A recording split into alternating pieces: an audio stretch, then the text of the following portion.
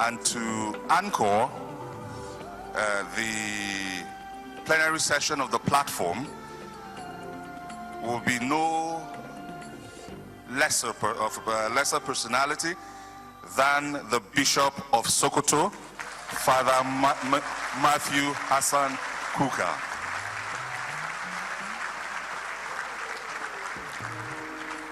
Apparently we've saved the strongest leg for the last, perhaps, I don't know.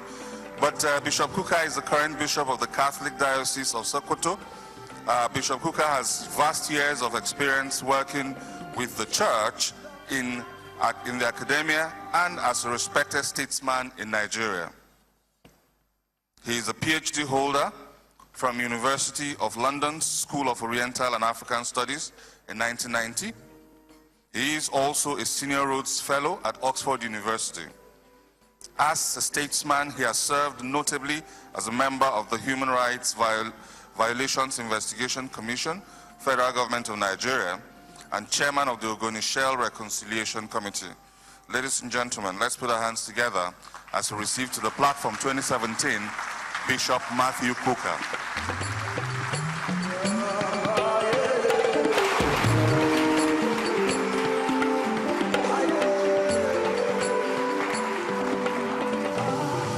Thank you very much. Minister Enelama quoted the gospel so copiously, and I'm not sure how much is left for me as a priest.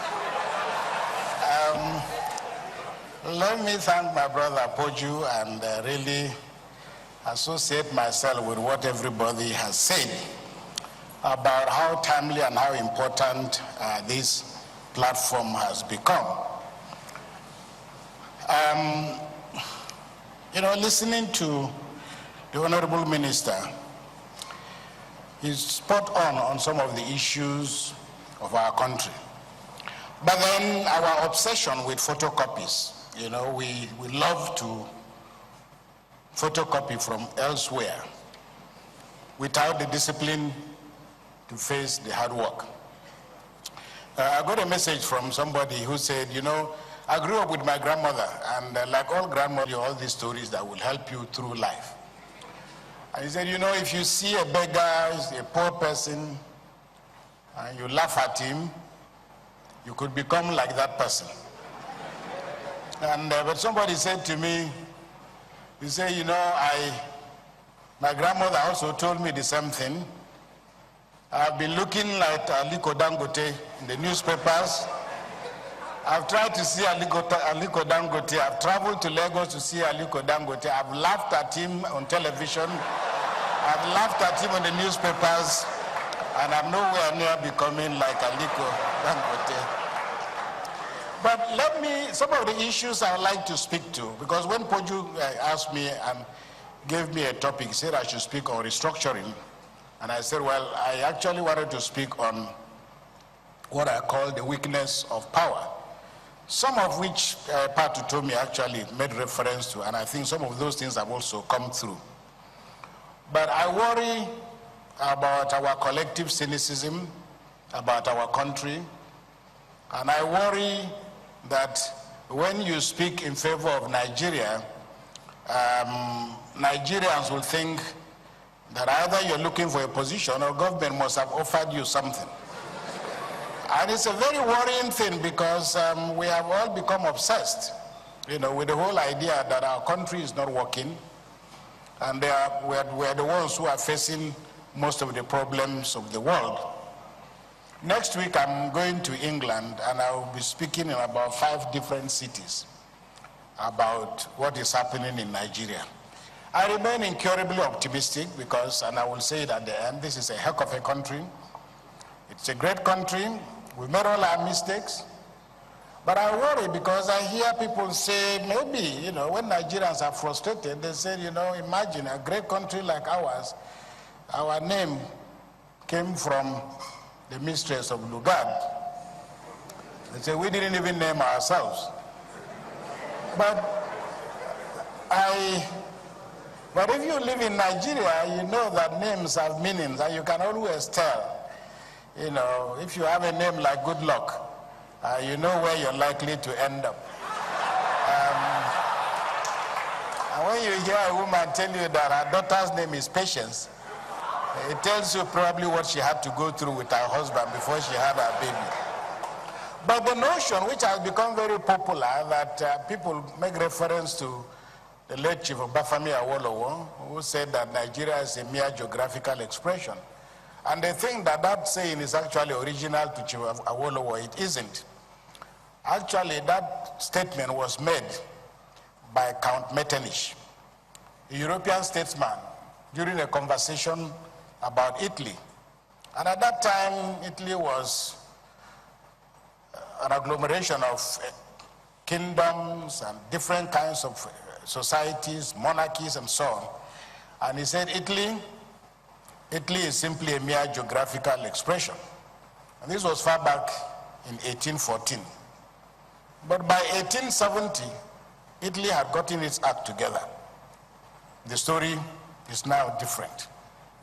I make the point to underscore the fact that, we have a lot of problems over identity, and I didn't listen to the whole lecture by my friend Egosa, Professor Egosa, over the whole question of identity. But what is also interesting about us is that we are involved, we have all embraced different kinds of identities, especially the ruling classes in Nigeria. The Yorubas, for example, call themselves what they are, but there is no word for, the word Yoruba is not a Yoruba word. Because actually the Yorubas didn't give themselves the name. The word was given to them by Ahmed Baba from Songhai. And Ahmed Baba used the word Yariba, not even the Yorubas, to describe the people who lived in what is now modern day Oyo, Osun, Lagos, and Kwara states now. But it simply meant people living in the south, in the same way that the word Hausa is not a Hausa word.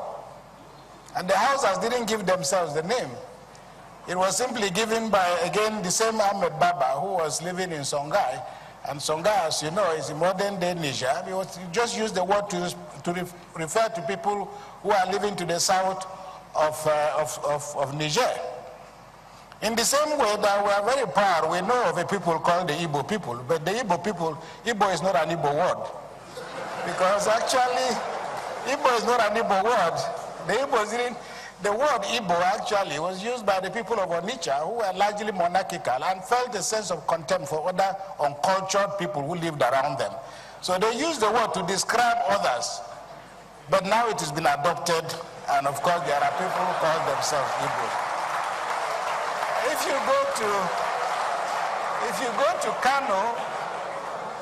you go to Kano, for example, there are words in Kano called Gwamaja and Ayagi. Ayagi words in Kano, this is where the Yorubas are. Ayagi quarters and the Gwamaja, this is where the Yorubas are predominant. There is a part of one of our senior statesmen called Tanko Yakasai. Well, again, Yakasai is actually a Jukun word. This was a word that was used by the Jukuns. Yakasai, I'm told in Jukun, means, wait, I'm coming. Because when the Jukuns conquered that part of what is now modern Nigeria, consolidating, and they just said, wait, I'm coming, and they moved on. Now it has become a name. So I will just make the point, so that we will not go away with the false illusion that there is something inherently wrong with us, because identities are often and always constructed. And that is why I think what the Honorable Minister said about the need for us to invent a new tribe. But what is also very fascinating about Nigeria is you hear people talk eloquently about being Yoruba and about being Igbo, about being Hausa, and yet majority of their children don't speak the language. And I'm not sure I know what those children are going to be called, because a lot of our young people now who are living in America, living in other places, they speak about home in reported tense. They say, Daddy said that we are from Abeokuta. It's not them who are saying it. And I think the great thing is that this is the Nigeria we should now begin to prepare for. And that Nigeria is manifesting itself before our very eyes. As a priest, most priests will tell you, and I think it's also happening in many churches, somebody has argued that actually the National Youth Service Corps is no longer necessary, it's become redundant. In part because about 6, 7 out of every 10 marriages in Nigeria are happening between people from completely different cultural backgrounds. Even my own little village that is in the middle of nowhere, I'm now saddled with Igbo in-laws, Yoruba in-laws, people I could never have imagined. So the world is moving very fast, and I think this is why the need to invent a new tribe is important. And I think that is what has happened in other settled democracies. But what are we going to use to replace tribe? The only thing we can use to replace tribe will have to be critically examined. If you live in the United States, for example, nobody needs to tell you that to be president of the United States, well, it helps to have money, as Donald Trump has demonstrated, but also before him, and I think after him, it is important to have money, but I think it's even more important to define yourself by the kind of university you went to. If you didn't go to an Ivy League university, so if we were in a more serious country, you would probably say you can't be governor of Oyo State if you didn't go to University of Ibadan. You cannot be, governor of Anambra, Imo, or Abia State if you didn't go to University of Nigeria and Nsukka. Now, the persistence of ethnicity as a tool of negotiation, which has proved to be so corrosive, lies in the fact that a lot of our people have taken identities that are largely constructed, but also largely manufactured. And there is what the sociologists talk about as the theory of relative deprivation. So a lot of our contestation, whether we call it restructuring or whatever name we may want to give to it, the truth of the matter now is that we're all just saying in different ways the levels of our perceived or so-called marginalization. Now, I don't have a choice because I have to have a view about restructuring.